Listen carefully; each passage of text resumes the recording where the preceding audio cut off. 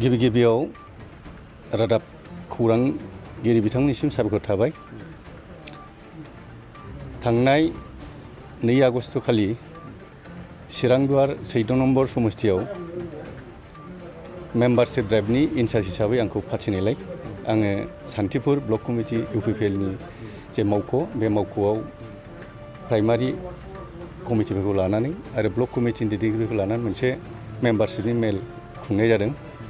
आरो बे मेलनि गेजेरजों बिटिआर जि सरकार बे सरकारनि राजनिति दल इउपिपिएल बे इउपिपिएल हान्जाया मोनसे राजनितिक पार्टी हिसाबै मेम्बारशिप ड्राइभ कालेक्शन खालामनायनि मोनसे हाबाफारि लादों।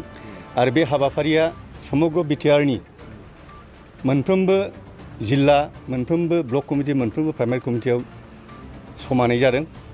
बे हिसाबैनो जोंनि जे क'क्राझार जिल्ला, चिरां जिल्ला, बाक्सा, उदालगुरि मोनफ्रोमबो जिल्लायाव बेखौ खालामनाय जादों। बेनि गुबै उद्देश्यआ बेल'नो जे गावबागाव राजनितिक दल हिसाबै गावबागाव मोनसे भारतबर्षनि गणतान्त्रिक नेम बायदियै मोनसे मेम्बारशिप कालेक्शननि सिस्टेम दं। आरो बे सिस्टेमै जों दिनै इउपिपिएलआ बेखौ पार्टीनि थांखि बायदियै आवगायलांदों।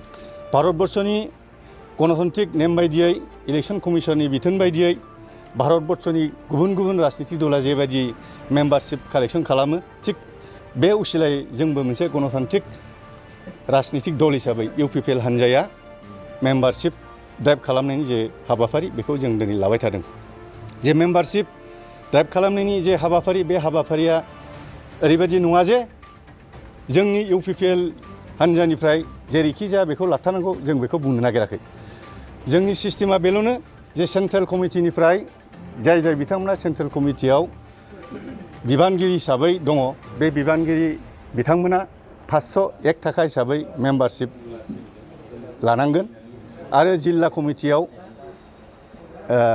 201 आरो ब्लक कमिटियाव 151 आरो प्राइमारि कमिटियाव 101 आरो जेनेरेल मेम्बार हिसाबै 21 रां हिसाबै जोङो मेम्बारशिप ड्राइभनि जेनाखि हाबाफारि बेखौ जोङो मावगासिनो दं। 14 नम्बर चिरांदुवाराव जेबायदि आङो नुदों जे बेवहाय इउपिपिएलनि प्रभाबा गोबां दं।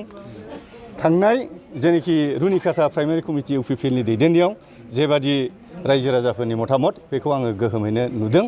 आरो बिथांमोना आंजों माखासे मोगा-मोगि सोंनायनि फिननायखौबो आङो होदों। जे बिथांमोना बुंदों जे दासिम जोंनि इउपिपिएलनि जेनाखि मेम्बारशिप ड्राइभ बे लेट जादों आरो बे लेट जानायनि थाखाय जों दिनै बे हाबाफारिखौ मावनो हाख'वा जादों। आङो बेखौ सापर्ट होदों जे नंगौ जोंनि जेनाखि हाबाफारि मावनाय बे लेट जादों, अब्लाबो जोङो राजनितिक दल हिसाबै जेबायदि मावलांनांगौ बेखौ लेटैब्लाबो जोंहा जिहेथु सम दं। 2025 मायथाइयावसो जोंहा मोनसे बिटिआरनि जे बिसायख'थि बे जाहैगोन। गतिके बेनि सिगाङाव जोङो बिटिआर ओनसोलाव थानाय जे 32 लाख जे भटार्सफोर, बे भटार्सफोरनि सायाव जोङो खमैबो 20 लाख भटारखौ जोङो इउपिपिएलनिफ्राय कालेक्शन खालामगोन होननानै जोङो इउपिपिएलनि दोलोनिफ्राय मोनसे थिरांथा लादों। रायजो राजानिसिम बेखौनो आङो बुंनो सानो जे रायजो राजाफ्रा आवगायाव जेबादि राजनितिक दलजों सामलायजादोंमोन बिथांमोना बिनि सोमोन्दै बारा मिथिया। आङो दिनै क्लियारिफिकेसन होबोदों जे भारतबर्षनि राजनितिक दल हिसाबै बिजेपि, कंग्रेसि, एजिपि, तृणमूल कंग्रेस जेखि दलानो जामानो बे दला गावनि जेनाखि राजनितिक दल बे दलखौ स्टेडि खालामलांनायनि थाखाय बेफोरबायदि नेम निथि थायो। आरो बेनि असिलायैनो जोंबो इउपिपिएल दल हिसाबै भारतबर्षनि मोनसे राजनितिक दल हिसाबै जोंबो थांनानै थानायनि मोनसे थांखि दं। आरो बेनि असिलायै जों बेखौ हाबाफारिखौ लानाय जादों। नोंथांमोननिसिम आंनि गोसो गोरबोनिफ्राय आं खुलुमनाय जासिबाय जे जोङो मिरु इउपिपिएलनि बिथोन बायदियै जोंहा दा मोनफ्रोमबो ब्लक कमिटियाव बा प्राइमारि कमिटियाव जों दिनैहाय सोद्रोमाथाय थिसननाय बे हाबाफारिया सोलिगासिनो दङ। जोङो 14 नं चिरांदुवार ब्लक कमिटि इउपिपिएल हिसाबै थांनाय जोङो माखासे साननि सिगां जोङो ब्लक कमिटियाव मोनसे सावरायलायनायनि गेजेरजों जोङो थांखि लादों जे जोङो मोनफ्रोमबो जोंनि प्राइमारि कमिटियाव जोङो जिखिनि सावरायनाय बे खामानिखौ जोङो मावगासिनो दङ।